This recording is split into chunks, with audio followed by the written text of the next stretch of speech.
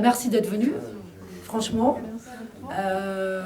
Après, on est là, je suis là avec une partie de l'équipe, avec Nadine Verdier et Bruno Berbas, grâce à qui on a pu extraire de cette énorme pieuvre d'images, d'interviews. Il y a Stéphane, donc, qui est encore une fois à la caméra et qui, quand il va nous rejoindre, a fait l'image et le son du film. On a vraiment fait ça dans l'esprit de l'époque, en vraiment do it yourself. Et vous en faites pas, je ne me crois pas au César, mais dans les remerciements quand même, il y a Dobrela Diamantis, qui est la dame qui dirige et qui programme ces séances-là, les séances découvertes, qu'on va fatalement voir parce qu'en général, elle a la tâche ingrate de nous virer de la salle pour qu'un autre film démarre. Elle fait un travail étonnant de défrichage. On peut dire que tous les films différents, un peu pirates, ovnis, pas consensuels, fragiles, passent aux découvertes. Avant qu'on continue avec ma chouette équipe et puis vous, peut-être vous avez des questions, des remarques, je sais pas, envie de réagir.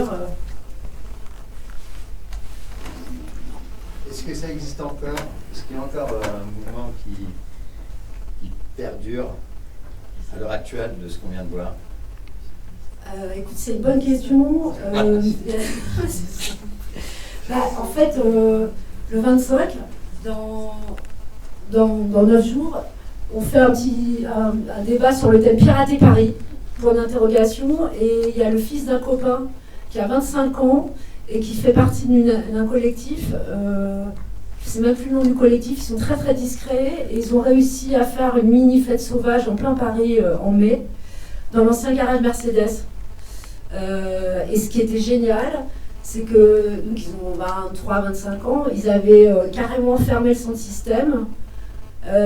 Donc en fait, tu pouvais pas, on pouvait pas confisquer le matériel. Et aussi, ce qui était assez jouissif, c'est que les flics ne pouvaient pas rentrer parce qu'ils avaient condamné l'entrée.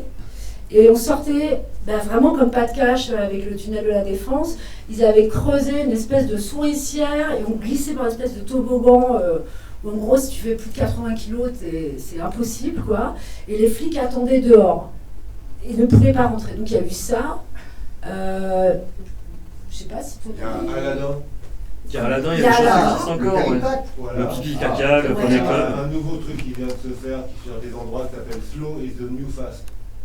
Voilà. Parce qu'au départ, les mecs, avec l'électro à la fin des années 80 en Belgique, ils prenaient des 45 tours qui passent en 33, plus 8%, des choses comme ça. Donc il y a des mecs qui ont monté un petit collectif, un pote à moi, là, et ils cherchent des trucs, ils ont déjà fait 2-3 fêtes, et ils veulent monter en puissance. Mais bon, ça belle ici. Il y a le poney club, le pipi caca, Aladdin, oui, qui organise des trucs. Il y avait un billet en sous le périph'. Le Vegan Pony, qui est un restaurant à Port-d'Aubervilliers, qu'on soupçonne de faire des afters un peu louches derrière. Mais c'est quand même c'est quand même très récupéré maintenant. C'est devenu ce type de truc un peu underground, ça fonctionne très bien. Donc c'est devenu un business. Il y a des lieux comme le Grand Zéro, le Grand Contrôle, qui sont temporaires, mais on est plus dans l'hétéronomie permanente que dans la tasse, quoi. En gros, c'est devenu un business quelque part, et cette réunion et ce crossover, on le retrouve de moins en moins. Enfin, de mon point de vue. Mais il se passe des choses. Oui, ça reste. Avec Internet où tout est super voyant, il y a des gens qui font encore des choses de façon assez souterraine. Il y a Bernard aussi qui est dans la salle. Bernard qui est au fond, donc Bernard Invaders, qui a fait des soirées qui ont marqué énormément de monde et qui a un talent inouï pour ouvrir des lieux. Tu continues à le faire. Par moment, en ce moment, je suis calme. Mais voilà. Montreuil. Toujours Montreuil. J'ai envie de. Ouais, parce que c'est la ville la plus permissive qui est autour de Paris, quoi. Voilà, permissif. Un peu comme la Suisse, on est un peu plus tranquille, quoi. On vient pas te casser les couilles parce que tu fumes un joint. Alors que dans certains squats, je me suis quand même fait virer parce que je fumais un joint, On a vu une pub de l'armée avant le film. Je peux pas dire, mais là, tu vois, on est quand même au top du top. À Montreuil, moi je connais un petit bar. Il s'est fait fermer l'été dernier, mais C'est la rue suédoise, juste derrière l'Albatros, là. C'est l'actuel de la comédien. Ouais. Ça marche toujours. Hein. Ouais, ça marche toujours. T'inquiète. Mais bon, comme quoi, des fois, ils sont pas tout le temps. Tiens, bah, il y a Patrick. J'accueille aussi Patrick Rognon qui a traversé l'écran. Voilà, on a deux des activistes, acteurs de film dans la salle. De bout en bout, il y a Bernard au fond et Patrick qui est là. Bah, je peux te reposer la question qu'on m'a posée, qui est intéressante, c'est est-ce que, d'après toi, cet état d'esprit perdure? Est-ce qu'il y a des lieux du type de ceux qu'on a vus dans le film, quoi? À première vue, sur Paris, je ne pense pas. Peut-être aussi parce que Paris est une ville très chère, qui est en voie de gentrification, et donc là maintenant, bien sûr, il y a encore des gens qui bougent, mais à petite échelle, pas ce qu'on a vécu. Mais Paris a toujours eu cette difficulté. Je pense qu'on a vécu quand même un moment de folie, comme il y en a eu d'ailleurs dans le passé. Au début des années 90, on a profité, je ne sais pas, d'une faille dans le système pour réussir à faire des fêtes pas chères, accessibles à tout le monde. Mais ce sera beaucoup plus dur, comme on peut le voir dans le futur, tout simplement à cause des prix de l'immobilier et de certaines autres pressions, comme l'état d'urgence, par exemple. Et aussi, il y a un truc tragique, enfin ouais, il y a la géolocalisation. Par exemple, j'ai un ami qui m'a raconté un truc que je trouve tragicomique, qui est qu'il avait repéré un terrain vague à Fontenay, et il voulait faire une fête, et une semaine après, hop, c'est Google Maps, Fontenay, le terrain vague, il est localisé, géolocalisé. Bah, évidemment, c'est plus possible. Mais en vérité, aujourd'hui, c'est la première rencontre qui est plus avec l'équipe, parce que pour ceux qui arrivent maintenant, bah, de même qu'à l'époque, ces jeunes gens sont fédérés pour faire des fêtes, et que comme dit Basile en parlant de fantômes, il y a Gwen de fantôme qui est là aussi. Voilà. Seul on ne peut pas y arriver, à plusieurs on peut. Moi c'est grâce à Nadine, Bruno pour le montage et Stéphane pour le tournage que le film existe. Mais pour revenir à cette question qui a été posée, bah, quand je dis nous, l'équipe, vous dans la salle, c'est des questions qui nous intéressent. Et c'est pour ça que je profite de ces rencontres, pour qu'on se pose des questions. On n'aura sûrement pas de réponse, mais des pistes. Ouais, vas-y. Moi, je ne sais pas si on peut comparer les deux époques. Il y a dans le film un truc que moi j'ai vécu quand j'avais 20 ans, que je faisais les fantômes, qui moi me semblait évident. C'est qu'en fait, ce qu'on vit là maintenant comme un quotidien du numérique, c'était le départ. 1986, une marque d'électronique Akai fabrique un truc qui s'appelle le sampler, qui s'appelle le S600. À partir de ce jour-là, la démocratisation de la fabrication de la musique s'est faite. C'est-à-dire qu'on n'était plus obligé d'aller à Mixit Studio ou dans un studio pour faire quelque chose. Évidemment, ça coûtait de blinde. Mais il y avait toujours quelqu'un qui avait un sampler. Pour moi, la techno, le rap, quelque part, une partie en tout cas, est née par cette techno. 89, le mur de Berlin tombe. Démocratisation quelque part d'une sorte de truc qui est nouveau. 92, Maastricht, on peut voyager en Europe avec une carte d'identité. Et je peux vous dire que les teufs, on en a fait, mais sur toutes les teufs qu'il y a eu en Allemagne, en Angleterre, en Belgique, en Espagne, en Italie, en Suisse, et des teufs en Suisse hallucinantes. Pour moi, ça a fait participer à une démocratisation. Enfin, en tout cas, mais c'est parce que j'avais 20 ans, donc j'avais les yeux d'un mec de 20 ans, donc pour moi tout était beau aussi. Et là, à l'heure actuelle, je ne sais pas si ces ingrédients qui sont supra-artistiques, c'est-à-dire ça n'atteint pas le monde artistique, mais pourtant, quelque part, dans la tête de chacun, il y avait une sorte d'espoir. Tout le monde avait... il y a des choses qui sont très vraies dans ce film. Sur le fait que tout le monde croyait qu'il allait pouvoir être DJ, organiser une teuf, il y avait vraiment ça. C'était possible. Ça a marché comme ça, je pense. Parce que une mixture d'époque peut-être. Mais encore une fois, moi j'avais 20 ans, il y avait des gens qui organisaient, qui avaient 30 ans, qui étaient plus âgés. Pour moi, Pas de Cash, c'était la génération juste avant moi. C'est-à-dire que moi j'ai entendu parler de Pas de Cash, la nuit des clans, j'ai bossé comme Rodiz. C'était une découverte. Et puis voilà, donc si tous ces jeunes de 20 ans, parce que voilà, il y avait une sorte de vague de gamins. Hein. On avait 19-20 ans, Basile le dit très bien. Road Trip, il dit on avait 19-20 ans. On a réussi à faire des trucs avec 3 bouts de ficelle, 2 cordes, et réussir surtout à faire venir des artistes connus de l'étranger. Des gens qui, on n'est rien, ne connaissent pas. On leur dit voilà, il y a une teuf, on veut mettre le budget dans l'artistique, parce que ce que Cyril DJ Ottoman a dit, c'est lui qui sélectionnait avec effectivement Manu, avec Basile. Ils arrivaient à faire venir des pointures en France, alors qu'on était à rien.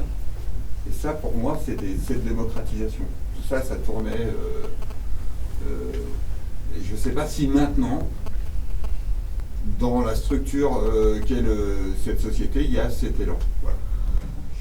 Moi, je pense que oui. Pour rebondir sur ce que tu as dit, c'est vrai que c'était une époque particulière, parce que c'est aussi la sortie des années 80, où comme Patrick qui est dans le film, ou d'autres l'ont très bien dit, il en avait marre de cet élitisme, de ces clubs où il y avait, le physio, enfin, c'est pas une légende, le physio qui dit toi oui, toi non, où c'est le règne du fric, et c'est un moment où ça explose. Moi, j'ai l'impression, mais ça, c'est vraiment, je le soumets à la cantonade, qu'on est à une époque où c'est tellement, où la situation est tellement catastrophique, pour ne pas le citer, avec cet état d'urgence qui fait que aucun contre-pouvoir n'est possible. J'ai l'impression que c'est maintenant, plus encore qu'il y a peut-être 5 ans, que ça peut reprendre. Alors, il n'y a pas les mêmes moyens de communication. Internet a ouvert des portes, et aussi, qui dit ouverture de portes, il y a aussi des obstacles dans les couloirs qu'a généré Internet. Mais moi, je pense que c'est possible. Je ne sais pas comment. Mais je pense que, et ça sera évidemment pas pareil parce que c'est pas la même époque, mais je pense qu'on a besoin d'espace de liberté, et que, on l'a vu avec Bernard et d'autres gens de l'équipe, la première projection que j'ai faite d'Extase, j'ai eu la chance de le faire dans un squat qui n'existe plus, qui est un endroit absolument magique. Ouais, j'arrive après pour la question. Tenu par une équipe formidable, Chatatam, et c'était un hôtel particulier en plein 16e, avec des gens formidables qui sont dans l'ombre, qui font du son, qui posent du son depuis 20 ans, qui avaient réquisitionné l'endroit en le retapant. Ils ont même redonné une vie à cet endroit, et on l'a passé là-bas. Enfin, je veux dire, ça existe, mais c'est de plus en plus dur, quoi. Je ne sais pas ce que... Tu voulais poser une question ? Cette démocratisation. C'est-à-dire que moi, ce que je trouvais intéressant à l'époque, c'était le fait que tu rencontres quelqu'un qui a découvert ça il y a 2, 3, 4 mois, et il s'investit totalement. Il a l'impression, mais n'importe qui, c'est-à-dire pas un spécialiste, pas un... voilà. Ça va être le chauffeur-livreur. Moi, j'ai connu à l'époque, on allait finir nos teufs à mixer des images à MCM. Square Saint-Philippe-du-Roux, il y avait Pierre Herman qui nous ouvrait les portes. Tout est mélangé, le professionnel, la teuf, la défonce, tout ça tournait dans une sorte de grande marmite, et j'ai pas la sensation que le côté mix, le côté métissage, soit comme l'a dit Patrick, la spécialisation, enfin il y a quelque chose qui après s'est figé, voilà. Mais tu sais, c'est dans tous les mouvements musicaux, des années 70 aux années 80, il y a une petite période où tout est nouveau, tout le monde est très enthousiaste, et tout le monde a beaucoup d'initiatives, donne beaucoup de son temps, et puis après ça se professionnalise, et surtout les gens sont blasés, quoi. Ouais. C'est pas une recette qui est éternelle, hein. Mais ce qu'on peut voir en ce moment, c'est qu'on a un peu le même genre de pression qu'au début des années 90, c'est-à-dire après une période de crise économique intense. À cette époque, c'était aussi le sida. Là, il y a de nouveau une période liée au terrorisme. Déjà, à l'époque, il y avait un peu de terrorisme aussi. Et les gens, dans ces périodes-là, et que même dans les périodes de guerre, ont toujours besoin de s'amuser. Donc on peut avoir espoir. Et il faut savoir qu'en ce moment, pour s'amuser, ça coûte très cher. Il faut voir le prix des parties. Je ne sais pas comment les jeunes font pour assister à certains événements. Donc je pense qu'à un moment donné, ils vont vouloir continuer à faire la fête, mais moins cher. Je suis complètement d'accord avec toi. C'est parce que c'est vrai que même nous, Quadra, Quinca, on est choqués par les prix Non mais c'est vrai, la plupart du temps, quand tu sors, c'est aberrant les prix. Tu as vraiment l'impression d'être pris pour un con. Et c'est vrai que des gens de 20 ans... Ouais, mais c'est quand même moins cher qu'il y a 20 ans. Hein. Ouais, vraiment? Ouais. Oui, oui. Tout dépend de quoi. Par exemple, je trouve qu'en fait, je reviens un peu à ce que vous avez dit. Il y avait un espèce d'engouement, la partage avec la musique. C'est-à-dire, en fait, on pouvait très facilement aller faire un after chez le DJ. Il n'y avait pas de starification. C'est-à-dire, c'était accessible et c'était pas cher. Je me souviens encore, c'est ce que je disais à Camille. Je sortais avec 100 francs vendredi soir. Lundi matin, je rentrais. Et alors qu'aujourd'hui, par exemple, je vais citer un DJ connu comme Kerry Chandler, qui passait souvent à Respect. Je me souviens, j'avais payé l'entrée avec une conso, c'était 120 francs. Alors maintenant, pour écouter Kerry Chandler, par exemple, à la Concrète, il faut payer 30 €. Avec une bière qui coûte 15 €. Je suis très content pour Kerry Chandler, qui fait beaucoup de fric. Mais c'est vrai... Dans les concrètes, une usine africaine. Voilà, pour dire que quand tu sortais dans une rave ou dans un club comme Rex ou Respect, où souvent, de copain, j'ai jamais payé d'entrée, où c'est vrai, les gens, on n'avait pas besoin de beaucoup d'argent pour sortir, pour écouter de la bonne musique, pour danser avec des gens qu'on ne connaît pas. Ces choses-là, c'est vrai, peut-être dans chaque décennie, il y a un mouvement différent, c'est-à-dire à partir de 2000, j'ai vu arriver, avec tout le marketing des choses, comme ce qui s'était passé autour du Palace au Bain-Douche, il y a eu des boîtes de nuit comme Baron, etc., qui ont commencé à tuer justement cette énergie qui existait, et que maintenant, ce que tu dis, Zanae, et que maintenant, je vois encore des jeunes d'aujourd'hui, de 20 ans ou moins 30 ans, qui n'ont pas connu ce mouvement-là et qui ont absorbé tellement d'informations sur Internet et qui écoutent du très bon son. C'est-à-dire, nous, dans notre époque, il n'y avait pas d'Internet, donc la seule chose qu'on pouvait faire, aller à la FNAC, tester tous les CD d'un copain qui passe une cassette, écouter Nova Mix ou des choses comme ça. Mais aujourd'hui, tous ces jeunes, ils sont pas nostalgiques, mais ils rêvent de créer ce genre de mouvement. Donc je pense que c'est possible. Mais après, c'est vrai, moi je me pose des questions par rapport à une époque aussi sombre, avec le terrorisme, etc. Et qu'aussi avec du marketing aussi fort. C'est-à-dire maintenant, la sortie, c'est une manière de consommer. Alors, à mon époque, je ne sortais pas pour consommer un produit ou une marque, etc. etc.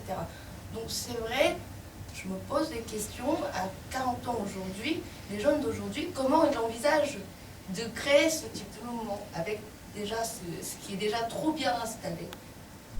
Moi, je ne suis pas dans la tête d'un jeune de 20-23 ans, mais c'est pour ça, et ce que mon film dit, moi je prône le retour à l'invisibilité, à une forme d'invisibilité. C'est-à-dire que là, ça va très très loin. Moi, je trouve ça à la fois terrifiant, drôle et fascinant ce qui se passe avec les réseaux sociaux et tout ça. Les gens sont invités à se mettre en scène de façon délirante, quoi.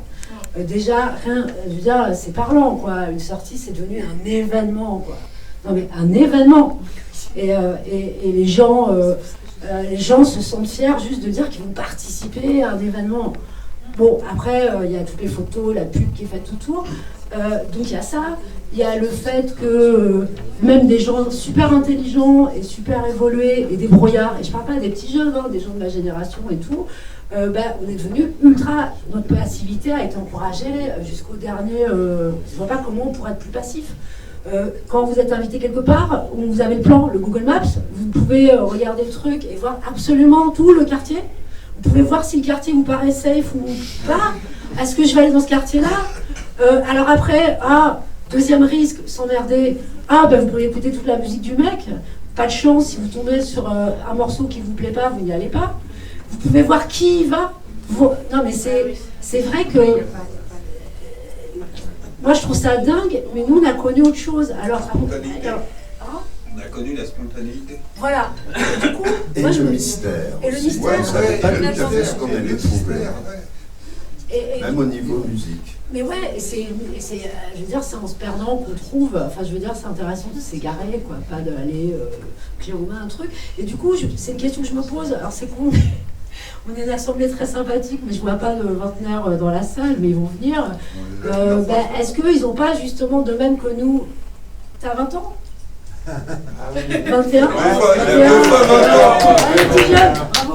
Non mais la question mais moi aussi nous tous, on a même moins, mais non, la question que je me pose, que je vous pose, par exemple, voilà, moi j'ai 45 ans, j'ai pu fantasmer, j'ai commencé à sortir, à aller voir des concerts New Wave, fin 80, j'ai fantasmé sur des soirées que j'ai pas connues, j'aurais aimé aller à l'Acide Rendez-vous, à l'Opéra Night, bon, non mais... non mais voilà, on peut dire que j'ai eu la nostalgie de ce que j'ai pas connu mais que j'ai frôlé. Est-ce que les petits jeunes, les vingtenaires, est-ce qu'ils n'ont pas justement la nostalgie de ces 90s c'est pas que la nostalgie, c'est trop cher. Il y a plein de trucs qu'il n'y a plus aujourd'hui qu'il y avait il y a 20 ans, quoi. Bien sûr. Nos libertés sont quand même vachement réduites. Allez-y. Elle n'est pas fermée. Je montrais il y a très longtemps, je garde dans mon portefeuille un vieux flyers du Space au Rex, et je montrais ça il y a quelques temps à une fille qui va à toutes les weather, enfin voilà, qui est tous les dimanches en after et tout ça. Et elle était, ah ouais, t'as connu ce moment-là et tout. Enfin, elle était vraiment, on sentait qu'elle avait envie de revivre quelque chose comme ça, quoi, qu'il y a une sorte de paradis perdu un peu, quoi. Alors je sais pas, peut-être qu'il s'allume, elle va dans des très grosses fêtes et tout ça. Ouais, mais tu vois, les très grosses fêtes, maintenant, elles sont faites, et ça, on l'a bien dit dans le film, c'est fait avec l'assentiment de tout le monde. La Nostromo, dont on parle des fantômes, parce que je ne parlerai évidemment, désolé, que de mon expérience, parce que c'est limite à ce que j'ai ressenti.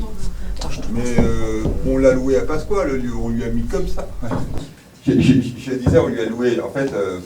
on cherchait un lieu, évidemment, parce que ce qui est bien dit dans l'histoire, c'est qu'il y avait des zones de friche à Paris. Hein, et ça, ces zones de friche, on les guettait. C'est-à-dire que moi, je me baladais en scooter avec un pote, et on allait chercher l'endroit qui pourrait être potentiellement le truc. On tombe sur le lieu de Nostromo, on voit marqué scène 92, direct habillé comme des chapacans, quoi. On y va, on dit on veut faire une fête polyartistique pour commémorer les lieux industriels, machin, mais qui nous signe, il nous ça pour une misère. On y reste un mois, et pendant un mois, on était 10 au début, on était 300 à la fin à faire le truc. Donc on fait la teuf, évidemment, Santini se réveille le jour de la teuf, il y a 3000 personnes sur le devant de l'espace, donc en fait sur une voie express, hein, celle qui est les quais, il ouvre. Ça maintenant, les mecs, dès le départ, ils le sentent arriver. Hein. C'est-à-dire que c'est fini le coup de tiens, salut, je te le mets par derrière, ça marche plus. De toute façon, c'est normé, c'est-à-dire que l'acquis de l'expérience a fait que moi je suis affolé quand je vois en fin de compte qu'il y avait la preuve qui était sur le dos. Nous les fantômes on a arrêté pour une question de c'était plus possible. C'est-à-dire qu'on faisait pas de thunes, on foutait tout le bûche dans les musiciens, dans tout ce qui était artistique, et on se faisait taper dessus à des forces violentes. Et en plus on avait convaincu, parce que l'histoire de Fête et Rêve c'est juste organiser un événement. C'est-à-dire qu'en fin de compte c'est ramener plein de gens au même endroit, quoi. Et ça il fallait convaincre des gens de nous faire du son pas cher, de la vidéo pas chère. Il y a des tas de gens qui ont dit, qui étaient patrons de boîte. Hein. Ah ouais, ça m'intéresse. Ah ouais, c'est délire. Vas-y, mon matos, je te le fais à 50%. J'ai vu des tas de gens qui ont des grosses boîtes. Hein. Tout ça. Et cet engouement, c'était donc voilà, les politiques qui comprenaient que dalle, les gens quand même qui mettaient du leur, et le public qui était actif.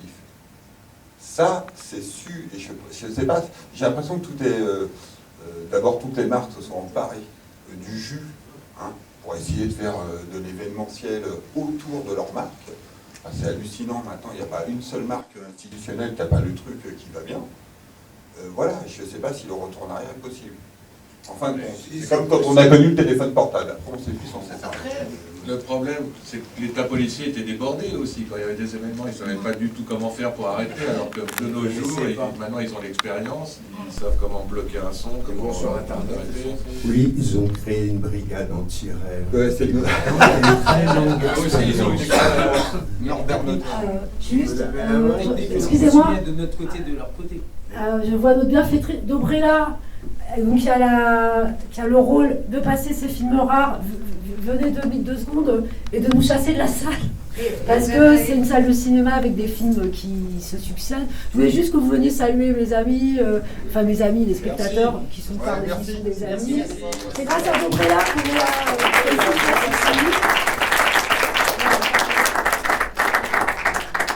Oui, juste une dernière question. Tu veux le micro, ça va? Non, ça va aller. Ok. Il y a 2 questions. Oui, exprime-toi. Ouais. La liberté est toujours possible, mais dans différents endroits. On va arrêter les clubs, le business. Bien sûr. Les catacombes, les carrières. On retourne en arrière. On faisait pas des soirées en champignonnière. C'est ce que je pense Et aussi. donc, moi, j'organise des soirées en carrière, gratuitement, avec toute l'énergie que j'ai et de mes amis. Et on organise des putains de soirées, gratuitement, dans les carrières, dans les catacombes. Et c'est pareil, mais encore plus. Yes. On vient de voir après, on peut aller au café après. Il y avait Martine aussi qui avait une question. De dire que comme ce Pat-Catch a disparu, il verra jamais le film. Ben, écoute, alors Pat-Catch, c'est aussi romanesque dans la réalité que ce que vous avez vu. J'avais donné à Dan. Dan, c'est le jeune homme qui est assis devant le jukebox, qui est vraiment l'allié de Pat-Catch, un DVD, il y a 1 an. Alors j'étais emmerdée parce qu'il n'y avait pas encore le montage son, l'étalonnage. Il devait aller en Israël le voir. Mais le DVD a été détourné par Charlie, dont on parle un peu dans le film, qui a l'air encore plus terrible que Pat-Catch. Et j'ai eu un coup de fil de Charlie, et une des premières choses qu'il m'a dites, c'est ouais, le mec là, dans le punk hardcore, il était pas là, c'était un imposteur. Sauf que pas de chance, je l'avais connu à l'époque, donc je dis non. Et pour finir l'histoire, il devait y avoir un ami qui allait en Israël là voir Pat-Catch, mais non. Mais je voulais l'appeler parce que je voulais lui dire que le film passe. Je ne l'ai pas eu en ligne depuis octobre, non, plus longtemps. En fait, à un moment, elle ne répondait plus à mes textos et je me demande, et quelque part, je trouverais ça merveilleux, hyper cohérent par rapport à Pat-Catch. Je me demande s'il n'a pas changé de numéro ou même lâché le portable. Il était déjà très fier de ne pas avoir d'ordinateur et Internet. Donc après tout, il est plus à sa près. Il est devenu complètement invisible. Complètement. Mais des rabbins qui prennent des extras en Israël pour des fêtes religieuses, je ne dis pas que c'est monnaie courante, mais ce n'est pas rare. Ce n'est pas aberrant. Les soldats aussi qui prennent des extras. Non, parce qu'il faut pas comprendre que tout Israël est touché. Je me souviens qu'ils avaient, pour rassurer les autorités, il y a une dizaine d'années, ils avaient fait un festival No Drugs et il y avait tout Israël complètement défoncé à ce festival. C'était incroyable sur toutes les collines. Mais je crois que c'est aussi leur situation particulière aux Israéliens qui cause ça. Gros producteurs de trans qui vont beaucoup en Inde pour s'éclater. Chers amis, je vous propose, on peut aller au café à côté qui s'appelle le Café Latin, comme ça on continue. Bon, on est bien ici, parce qu'il y a peut-être un film qui va... Ah, ça, d'accord.